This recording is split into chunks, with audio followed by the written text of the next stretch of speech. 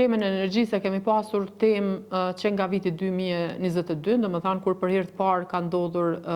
ngritja enorme e çmimit të energjisë elektrike. Në atë kohë ka pasur një krizë, domethënë të gjithëmbarshme energjetike, megjithatë nuk jemi pajtuar duke marrur parasysh në fakt që premtimi ka qenë që tulet çmimi i energjisë elektrike. Kështu që gjatë mandatit 4 vjeçar ne kemi pasur debate të ndryshme dhe kemi diskutuar për sektorin e energjisë elektrike në përgjithësi, mandej të mos harrojmë kur doli afera e Martin Berishajt, i cili doli që të ketë